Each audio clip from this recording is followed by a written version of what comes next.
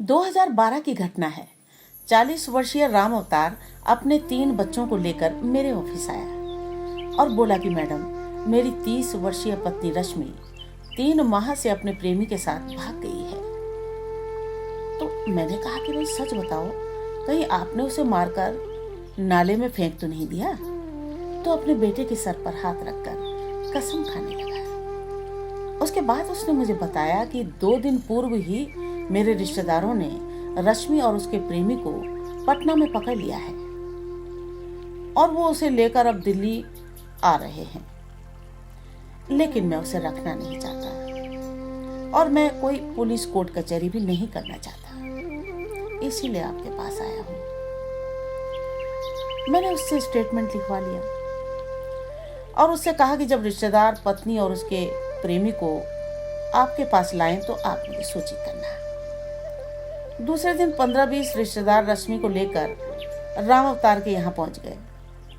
राम अवतार के रिश्तेदारों ने रश्मि और उसके प्रेमी के साथ मारपीट भी की। मैंने उन सबको अपने ऑफिस बुला लिया। रश्मि को पूछा तो उसने साफ कह दिया कि वो अब राम अवतार के साथ नहीं रहेगी।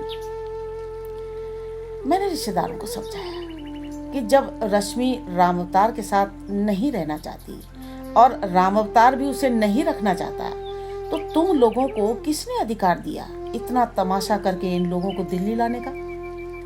राम अवतार और उसकी पत्नी बालिग हैं।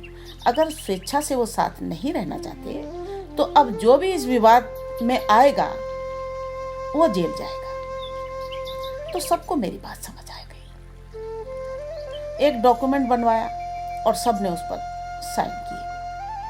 उसके बाद रश्मि को उसके प्रेमी के साथ जाने दिया। इस तरह जबरदस्ती रिश्तों को चेपने से अपराध जन्म लेते हैं। 10 वर्ष हो गए। कल अचानक ही पीतमपुरा अथॉरिटी में राम अवतार मिल गया। उसने मेरे पाँव छुए और बोला कि मैडम, 30 गज का प्लॉट लिया हूँ, उसी के कागज बनवाने आया था। तो मैंने पूछा बच्चे क्या कर रहे हैं? बोला एक बेटी 10वीं, एक बेटी 12वीं और बेटा BA कर रहा है। मैंने पूछा आपने विवाह नहीं किया? बोला अरे नहीं मैडम जी। मैंने पूछा रश्मि का कुछ पता चला, कहाँ है? बोला मैडम मैं जानना भी नहीं चाहता, वो जहाँ रहे खुश रहे।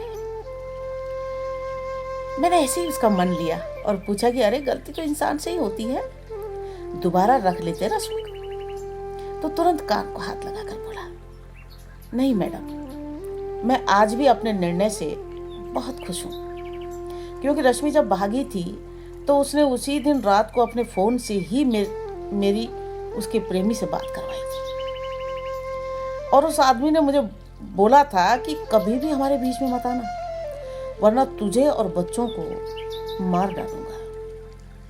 दोस्तों ने मुझे बहुत भड़काया कि चलो पुलिस कंप्लेन करते हैं, लेकिन मैंने कोई कंप्लेन नहीं की। मैंने सोचा अगर मैं इसको रख भी लिया तो मैं तो काम पर चला जाऊंगा, मेरे बच्चे रिस्क में रहेंगे और मैं दिन रात इसकी निगरानी नहीं कर सकता। अब सोचता हूं अगर मैं उसके खिलाफ कोई एक्शन लेता तो शायद आज न मालूम मैं कहाँ होता, मेरे बच्चे भी कभी पढ़ नहीं पाते। स्त्री का जब दिल बदल जाए और जब वो घृणा करने लगे तो प्यार से अलग होने में ही भलाई है, वरना पूरे परिवार का सत्यानाश हो जाता है। मैं हैरान थी कि एक अनपढ़ व्यक्ति भी इतनी गहरी सोच रखता है। उसका निर्णय उचित था। राधे राधे।